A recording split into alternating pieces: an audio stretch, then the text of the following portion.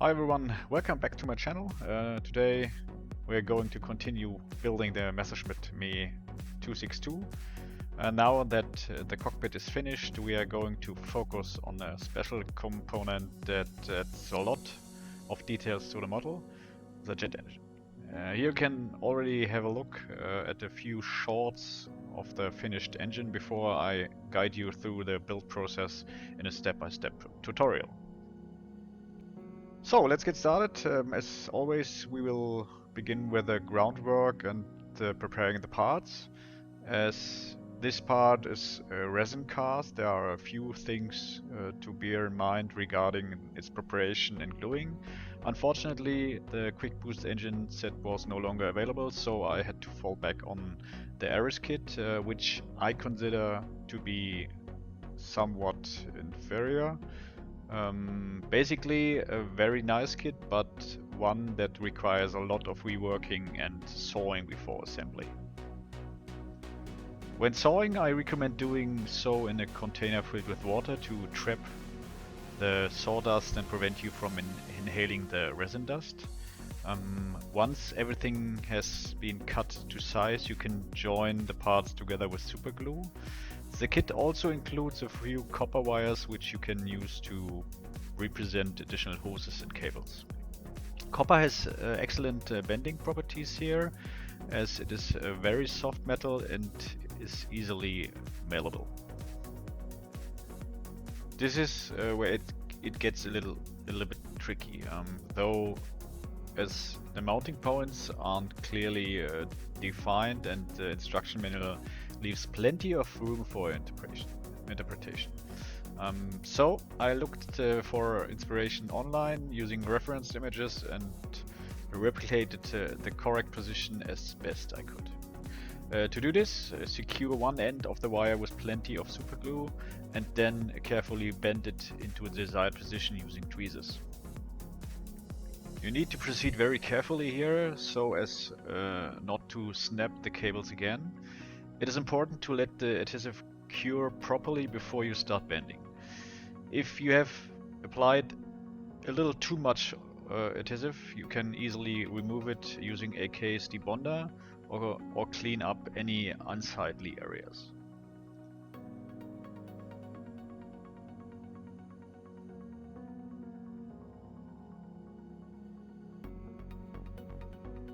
If everything looks the way you imagined it, you can start painting.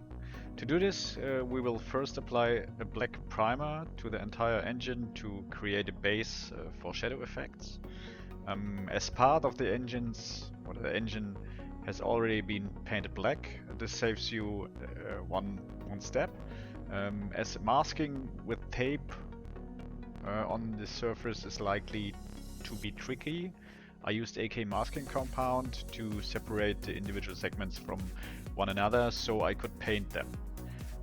For the front section, I opted for a shade of gray and then lightened it further by adding white.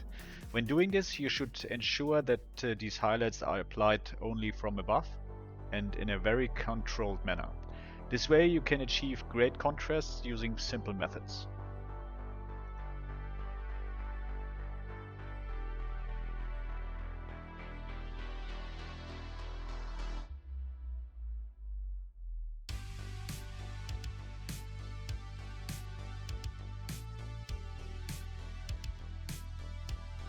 For the rear section of the jet engine, I opted for a matte aluminum finish.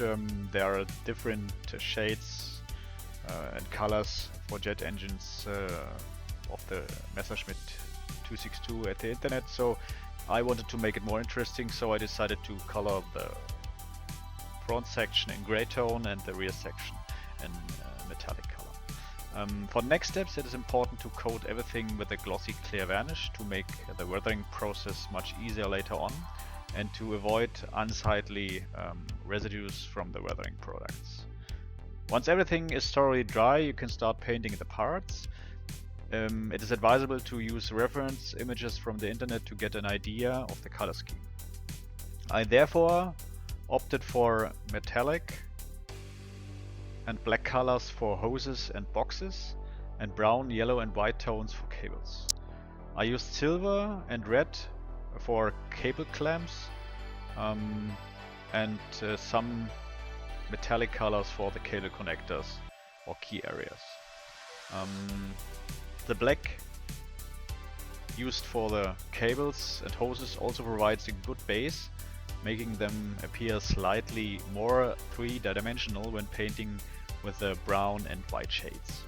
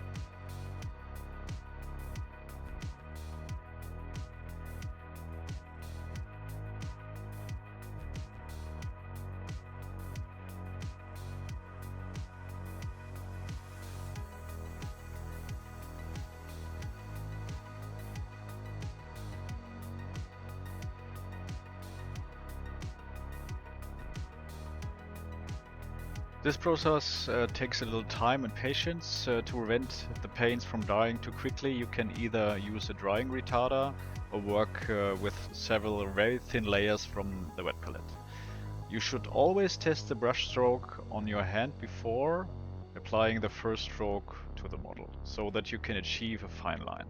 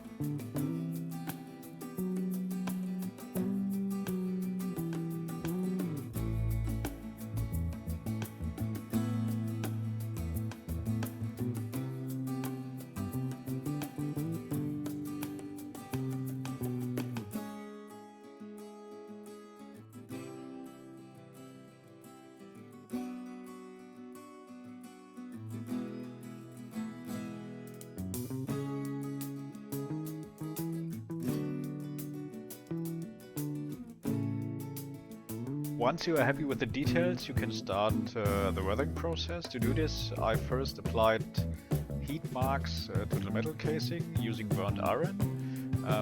Work this effect in using thin layers with an airbrush and pressure of approximately 25 to 30 psi.